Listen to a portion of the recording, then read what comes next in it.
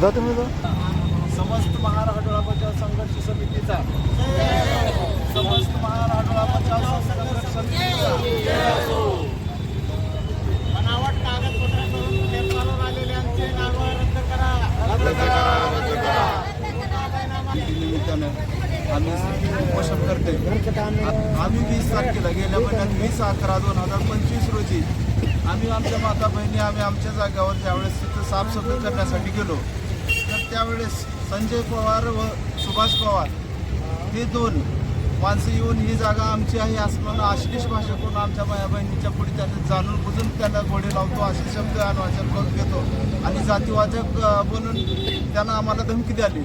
आम्ही त्याच दिवशी 20 तारखेला आम्ही पोलीस स्टेशनला अर्ज केल्यानंतर 4 दिवसाच्या नंतर मी 4 दिवस त्यांची वाट पाहिल्यानंतर त्यांनी आमचा अर्जाचा काहीच त्यांनी उत्तर दिलं नाही. म्हणून आम्ही 24 तारखेला जिल्हाधिकारी कार्यालयामध्ये जिल्हाधिकारी यांच्याकडे सगळ्याकडे आम्ही निवेदन दिल्याच्या नंतर आम्ही उपोषणाचा इशारा दिला होता त्या दिवशी 24 तारखेला. नंतर 5 तारखेला दिले. 5 तारखेच्या दिल्यानंतर अजून 8 तारखेपर्यंत आजपर्यंत आम्हाला पोलीस स्टेशनचं कोणतं उत्तर भेटलं नाही.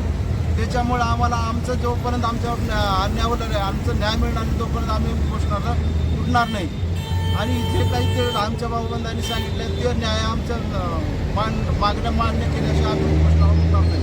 येथील जमीन सर्वे नंबर 238-244 देगलूर रोड लगत अतिशय किमतीची जमीन आहे आणि या जमिनीवरती आमच्यातले 4 प्रमुख टोटल समाजाला धोका देऊन बनावट कागदपत्र तयार करून रेकॉर्डवर आलेले होते, पण आम्ही त्यांना काढलं रेकॉर्डवरून.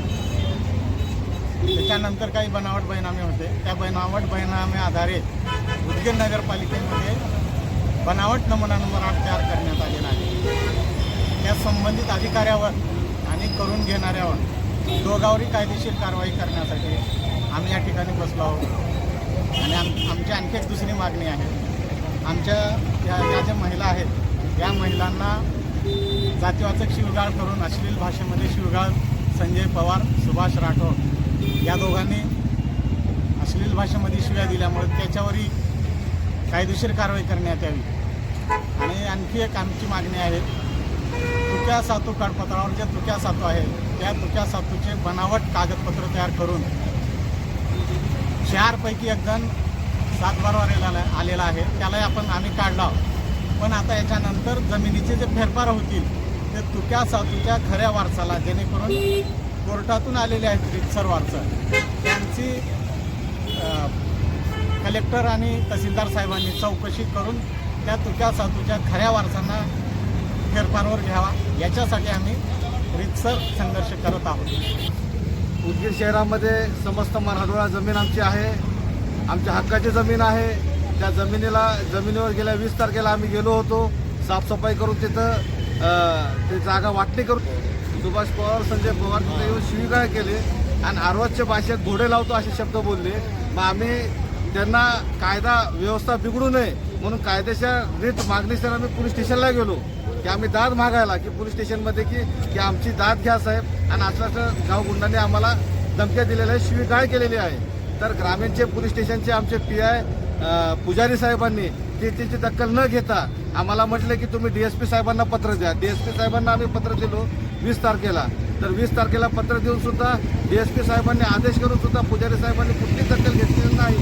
त्याच्यानंतर आम्ही SP साहेबांकडे धाव घेतलो. SP साहेबांच्या माध्यमातून आम्ही कलेक्टर साहेबांची धाव घेतलो आणि त्यांना आम्ही सांगितलं की बाबा आमच्यावर अन्याय झाला आहे, आम्हाला न्याय जर तुम्ही देत नसलो तर आम्ही उपोषणाला आम्ही बसणार आहोत. तर गेल्या 24 तारखेला 5 तारखेला आणि कालच्या 8 तारखेला आम्ही उपोषणाचा इशारा देऊन आज उपोषण आमचं सुरू आहे. आणि आम्हाला जोपर्यंत त्या न्याय मिळणार नाही आणि जे बनावट कागदपत्र बनवलेले आहेत त्यांच्यावर कायदेशीर कारवाई होणार नाहीत तोपर्यंत आम्ही आमचं उपोषण माघारी घेणार नाहीत आणि त्यांचा नमुना नंबर 8 रद्द करण्यात यावा अशी मागणी आहे.